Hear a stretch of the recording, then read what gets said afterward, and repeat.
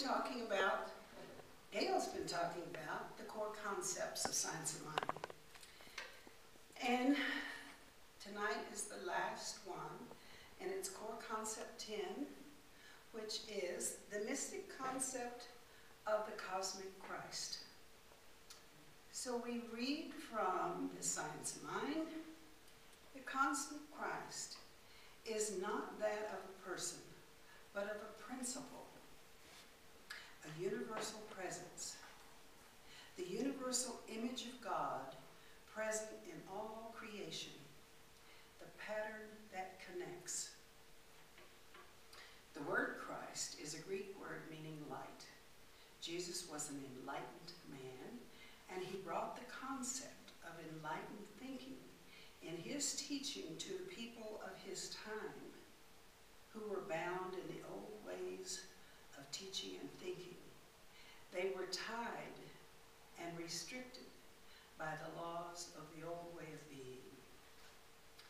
He brought the light of consciousness to the world he lived in by his teaching. He brought in light, a sense of new thought or new ideas. The old belief had been one of fearful, punishing, wrathful God. The law stated an eye for an eye. Jesus taught God is a loving, forgiving God, much like a loving father or a good shepherd who takes care of his sheep. Jesus was the example for the world of this new way of thinking and being, and the thought that we are expressions of God here on earth. We are to love our neighbor as ourselves. The essence of his teaching was, do unto others as you would have them do unto you. And it's interesting that the Quran also teaches this, and also the Tao. From the New Testament we read in John 12:44, Jesus said, he who believes in me believes not in me, but in him who sent me. And he who sees me sees him who sent me. And from John 12:46-47, I have come as a light unto the world, that whoever believes in me, in his words and teachings, should not abide in darkness. And if anyone hears my words and does not believe, I do not judge him. For I did not come to judge the world, but to save the world from old ideas.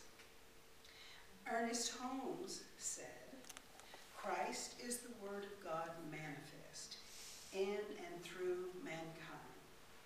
Christ is the universal idea, and each one puts on the Christ to the degree that he surrenders a limited sense of life, of the divine realization of wholeness and unity with good, the Spirit of God.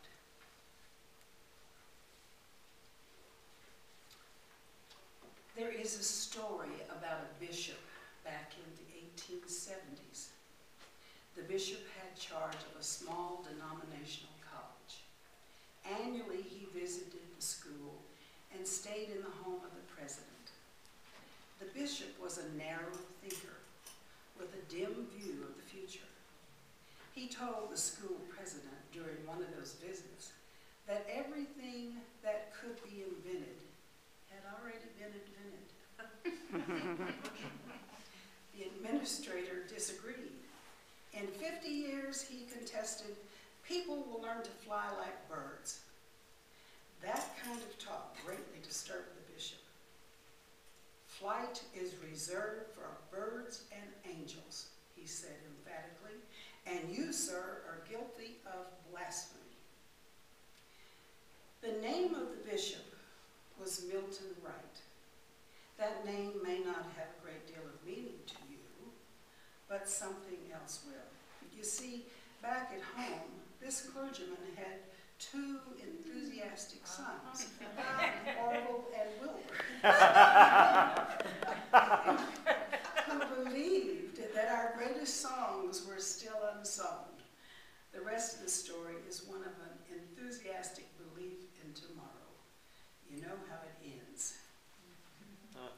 This story is an example of a man being stuck in a limited sense of life, being stuck in the old ideas. But fortunately, his two sons believed in living life to the fullest. Each person on earth is like a seed, a dormant shell of pure potential, waiting to be transformed into a flower. We may not have discovered some of our divine attributes, but they are safely tucked within us, waiting to be called forth. Our perfect potential, the very essence of our wholeness, is inside. The divine essence is our Christ consciousness. As we awaken to it, we are transformed into wholeness. As we awaken, we experience a world of peace and joy. Jesus said, "You are the light that lights up every man and woman who comes into the world." The word light is much more than a metaphor. We humans are actually energy beings made up of particles that emanate as light. Many artists throughout the ages have painted the mystics with halos of light around their head. Science has demonstrated that we all have auric fields of light around our bodies, and these auras have been visualized through Kirlian photography. Metaphysically speaking, as we recognize the truth of our own beingness as the divine light of God uniquely expressing as each one of us, we are able to uplift the consciousness of others around us. As more and more of us join together in this realization, the entire world begins to shine like a beacon of holy light. So open up, seize this opportunity to joyously radiate the light that you are. Be the light. And finally, I will read from Eric Butterman, from Celebrate Yourself. And Eric says, attributed to St. Augustine is this profound thought: God is a center whose whose center is everywhere and whose circumference is nowhere. If the center is everywhere, it is where you are.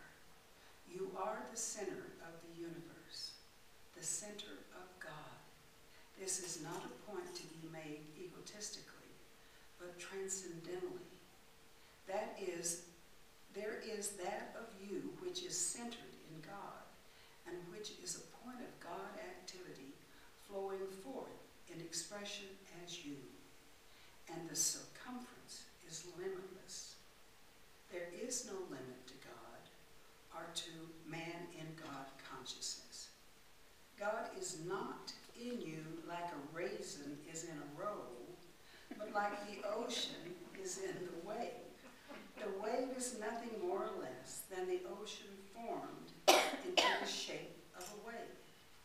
And you are nothing more or less than God expressing as you. Man is an individualization